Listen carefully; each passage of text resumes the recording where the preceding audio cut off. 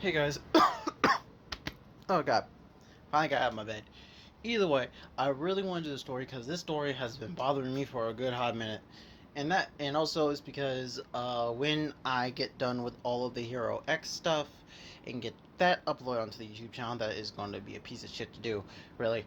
Um or maybe not. I don't have that many villains, so it's probably gonna go easy on me. Maybe, maybe not, who knows. Then there's another video I gotta upload for my personal opinion. Um, and then I am going to be doing. Then I gotta do, let's see, a video of my personal opinion about the Eon Kid show. And then I gotta do getting all the videos for the Sister Beyond characters and do that. So that's 4 very long videos that I gotta do for a couple days. So yeah, I was really excited to do this one because this one is really good, and I have to show his artwork because I just need to. Okay, say hello to Decagon Dragon.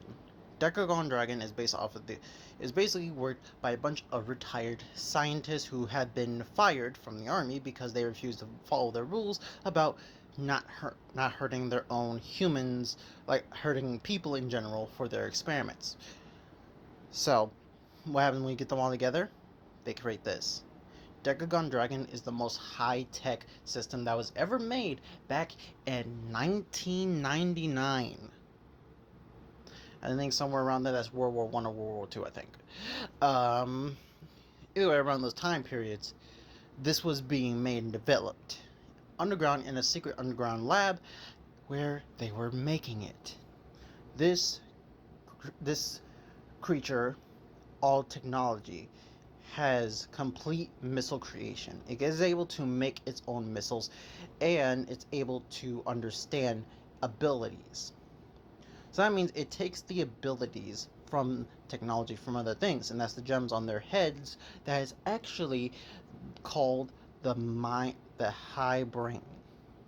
The high brain is actually also called, well, you know what? We're going to call it what it is, the big brain. I don't know if Marvel or DC. I'm going to see if that's copyrighted. Either way, if it's copyrighted, then it's the high brain, because higher power. Either way, this brain is given to this dragon and is able to understand and comprehend all forms of technology and everything else. Is also able to have full awareness of his actions and reactions.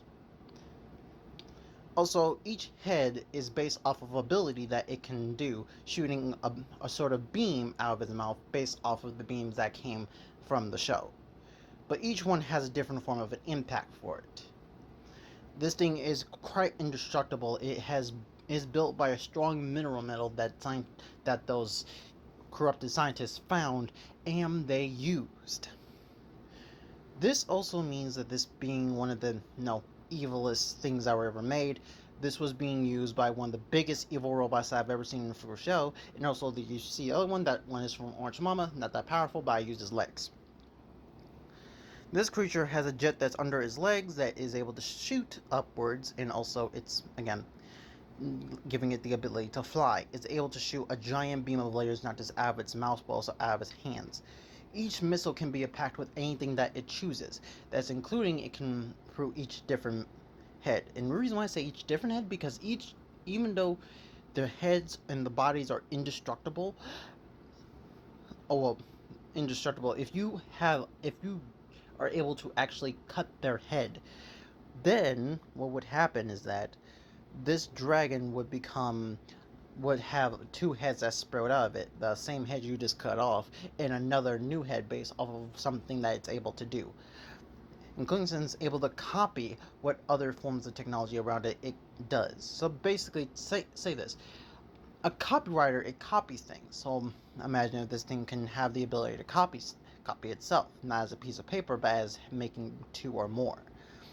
This was the most devastating thing that they were making, and the army grabbed all the evil scientists before they could add the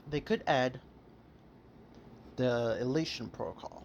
The Elysian Protocol means this thing would have served the scientists and only the scientists, because right now this thing has such high intelligence that it would have became self-aware. and they left, and they took them away before they can even do it.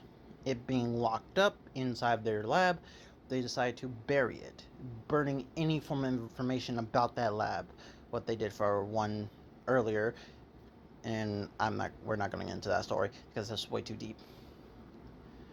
And sorry guys.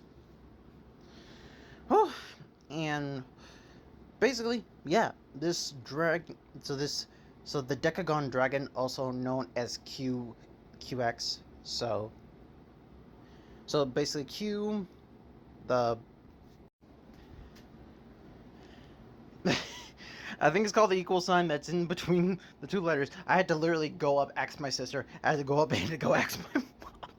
And both of them don't know what I was talking about. I'm over here fucking confused myself. So I'm like,